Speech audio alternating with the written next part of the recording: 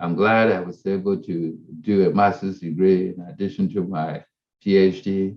I did a master's degree in information and communication sciences, and that helped me actually communicate with people, understand better, in addition to the light that my linguistic background,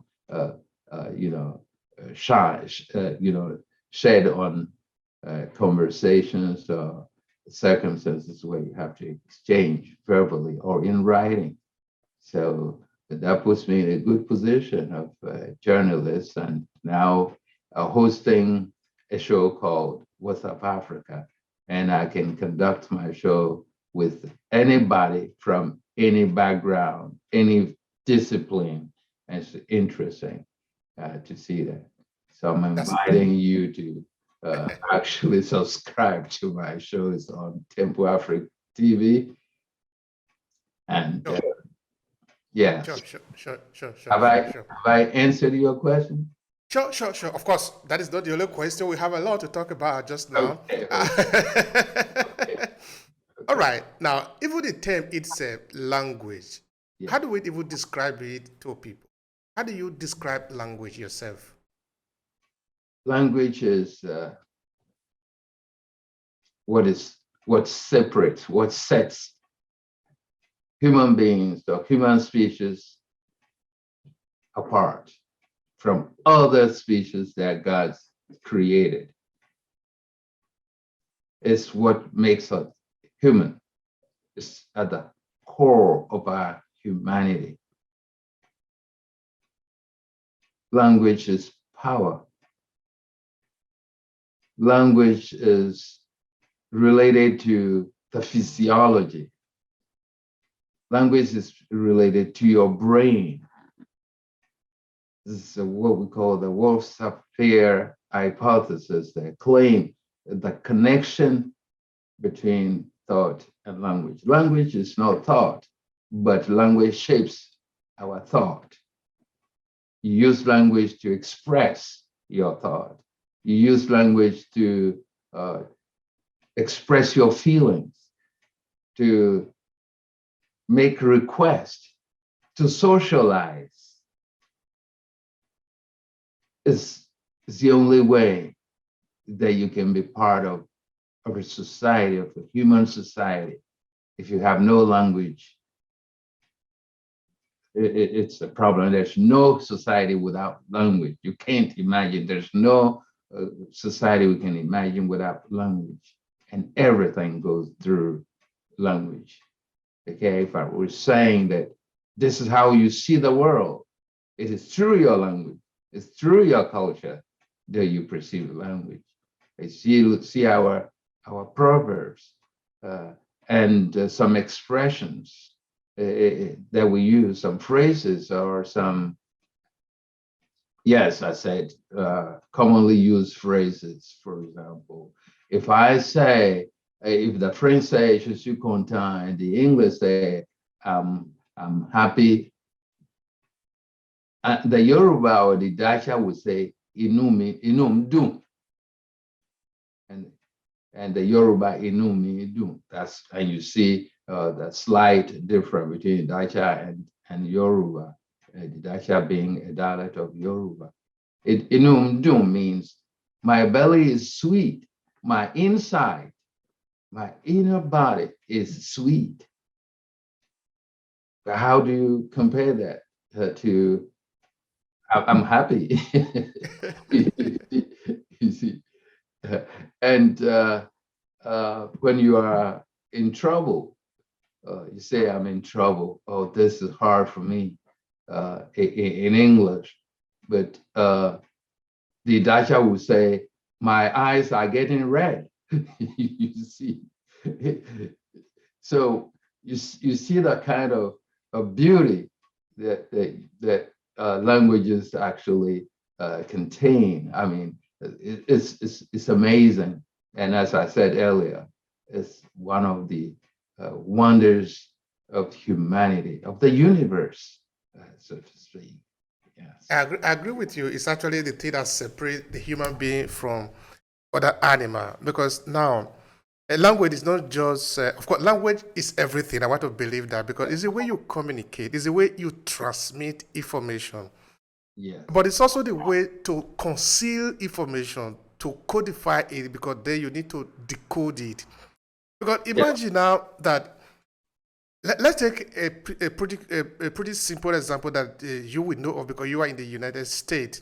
Yeah. The experience of slavery of many Africans that were taken there Exactly. as slaves. Exactly. Now, message had to be communicated among them. The reason they were able to rebel against their slave masters is because they understand themselves at the point. But before they understood themselves, the Europeans did something very terrible, which was the separation, because they thought if the people were going together, of course they speak the same language, it was going to be easier for them to organize themselves. Yeah. For this reason, they have to separate them. If Mm. they pick two that are, if they say they take 20 of the same language, each of them is going to a different group that they will never have to meet again. Mm. But now, we are, as a people, as Africans, many of us have been meeting for several centuries. Yeah. Because all of us, we didn't just start as Nigeria, or us as Afric Coast, or us as Ghanaian. We are people that have been moving from different parts. Are we coming from the Nubia? Are we coming from Egypt? Our culture have been crossing. So Yeah. certain words might not necessarily mean the same thing in your place, but the sound, when it comes to my ear, I can feel something in it. So Right. somehow we are going to be able to connect some in a way. Yeah. So if we can understand it now, then we can conceal some information only for us, which another person sees, but he doesn't understand it. That's right. It becomes very powerful. Yes. I think the CIA and the KGB also exploit this a lot, no? Because they will send information that is coming to Russia, or maybe the Russia want to tap into information coming from the US. It might not necessarily because it is not English. Because it will be codified by people, only the people who understand the code can read it. Therefore, language is very critical in this sense, in that it can be the difference between life and death. Yes. If it can be as that expensive, why are we not doing everything to make sure that we safeguard our language? Because now it's not just speaking. It has a lot of things about our life and death. That is my question. That is correct. You're right. You're right. And let's take it back to the time of slavery. Yeah, they separated people, but what they didn't know was the connection between language and the brain, between language and culture, and between language and what is unstoppable. You separate people physically, but they preserved their brain unless you kill them. And they came from a culture. They cannot destroy that culture. You don't want people to destroy your culture, but it can be destroyed. And as it has happened to us, but it's there. Okay, it's there, but we need to revive it. We need to make use of it because if you don't use it, you lose it. Okay, separate yourself from your culture, you lose it, and losing it means you're losing your identity.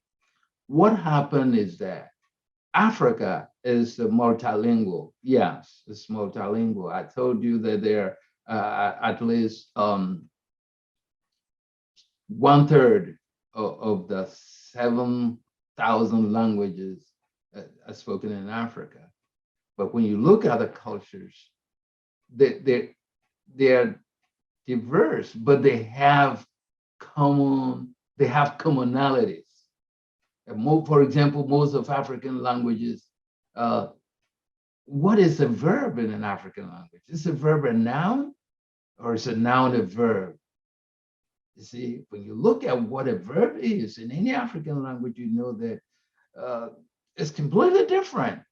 So Europeans can actually describe it as a verb, and they are between, is it a verb, is it a noun?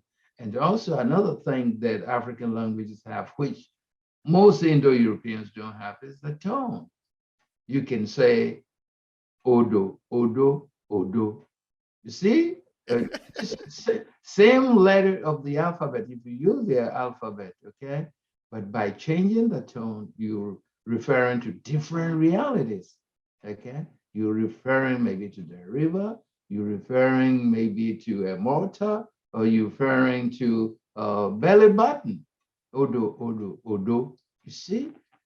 So it's amazing.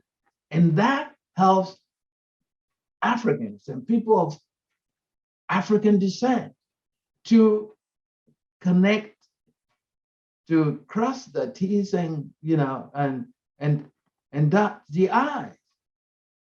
So they listen to each other, and they listen. And when somebody was unhappy, naturally they started speaking their own. Maybe they were Yoruba from the West Coast, or maybe they were Zulu from the southern part, and they saw the commonalities, and they use that commonalities to come up with what is known today as the African American language.